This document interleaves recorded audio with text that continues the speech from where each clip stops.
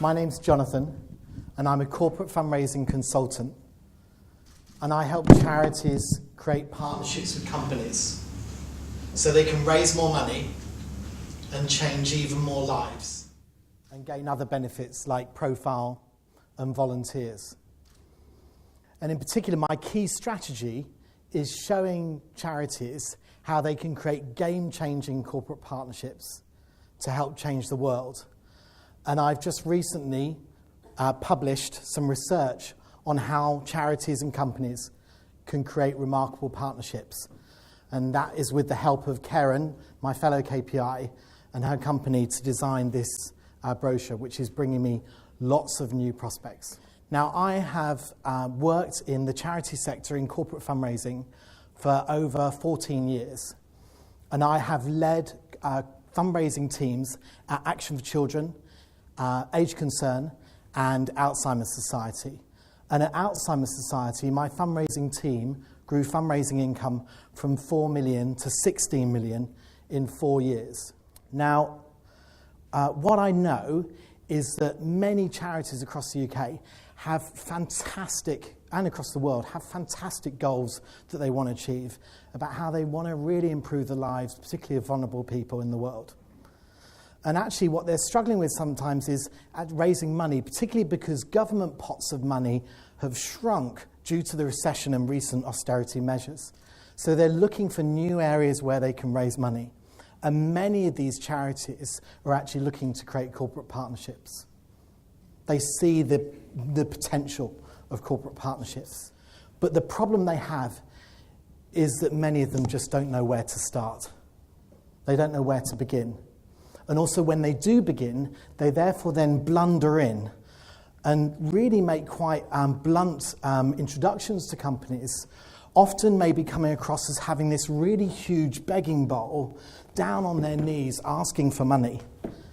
And you know, it's like they're putting themselves as charities down there and the companies right up here and putting themselves down. So what I do with those charities is I say to them, look, you know, I can show you my 5-step process for how to create partnerships with companies. And in particular, the first step I say to them is your really key goal is to absolutely inspire the boots off of that company about how your charity is changing lives, really improving lives of vulnerable people, and how together you and that company can absolutely change the world. Then the next step I show them is how they really get focused on the companies that they approach. How do they identify their top prospects? I then show them, the third step is I show them how they can identify opportunities that they can package in a really compelling way so they can take them to companies to build mutually beneficial partnerships.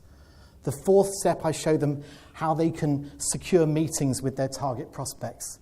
And the fifth one is about then developing a really compelling proposal that secures the partnership. For example, I'm working with an international aid charity right now who are particularly active in Bangladesh and are helping some really vulnerable and desperate garment workers working in factories in Bangladesh, women working in dreadful conditions. And they are forming their first corporate partnership here in the UK. And I'm helping them grow that partnership and realise the huge potential of it. For example, they are helping one person called Morian. And Morian was involved, really sadly, she's 30 years old, she's involved in the Rana Plaza disaster just almost a year ago. And she lost friends, family, and her right arm.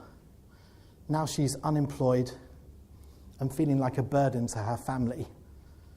And with the support of this charity, she's actually rebuilding her confidence and seeing the possibility of gaining training so that she can then develop a new business and develop a small farm for herself. And with the help of this UK company, this charity are now going to secure a multi-million-pound partnership, £3 million partnership, and help 20,000 more people like Morian. And I'm supporting them to do that, and I'm really so proud. My goal is to help more charities and companies partner together so that we can solve some of these big problems that face us as a society. I'm known for creating game-changing corporate partnerships. And what I want is really a mentor to help me grow my business and to help me grow even the support I give to charities. And I'm known for inspiring people. Your background, your credibility, your experience, the problems and pains faced by charities, your solution, your 5-step process, and you gave some really nice examples. And then I'd just written down, so what do you want? And then you said a mentor. So you've packed it all in. One little smack hand, I wanted to put your brochure down after you'd introduced it because it didn't really serve a purpose other than you hiding behind it. Okay. But other than that, very well done. This is one of my favourite areas. I love this area. I mean, in fact, last time there were a couple of people pitching in this area, and I think this is fascinating. And you were really convincing. I thought it was brilliant. I mean, marketing is moving towards the area you're in. So more and more conversations I'm having with clients where they're talking about how do we make the world a better place, how do we change the world, yeah?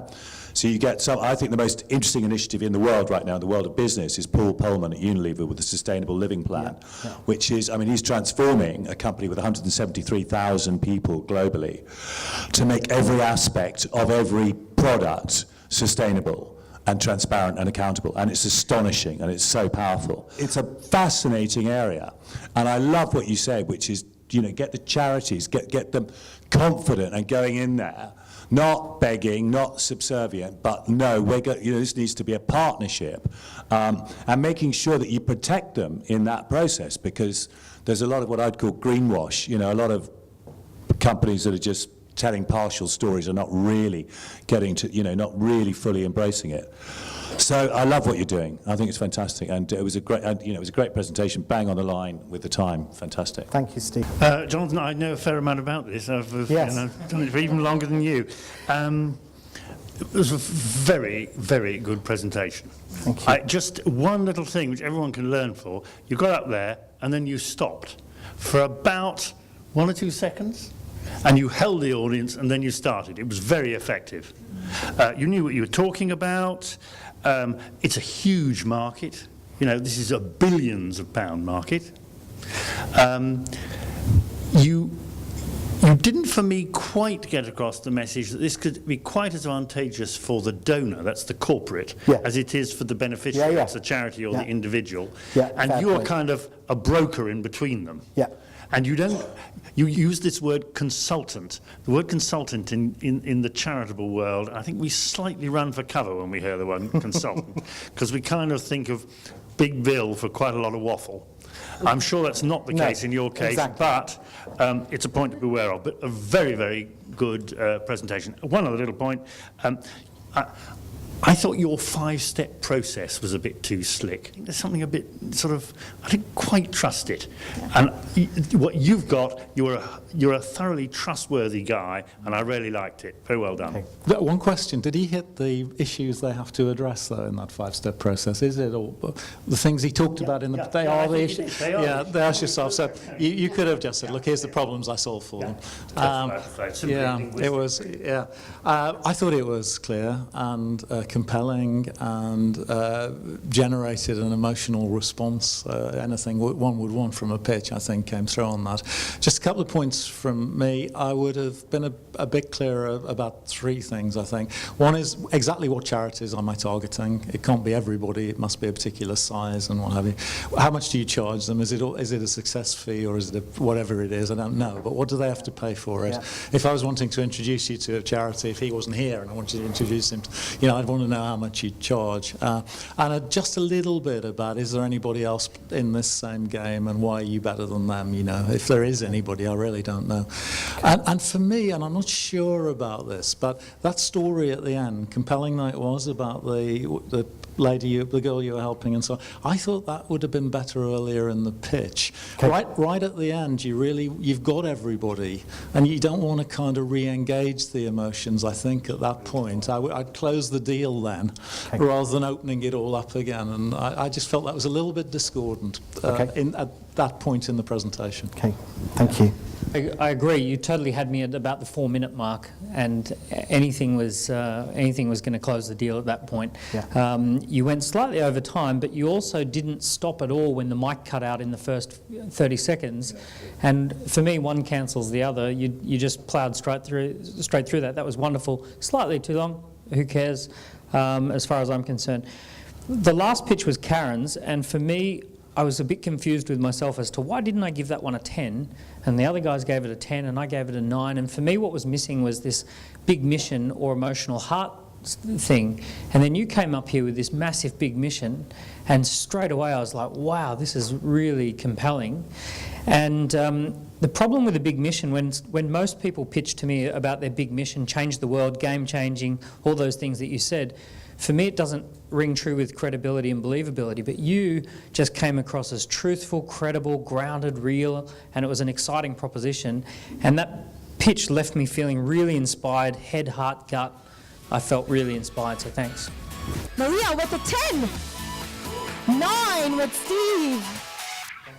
9 with Sir Tom. 9 with Mike Harris. And 10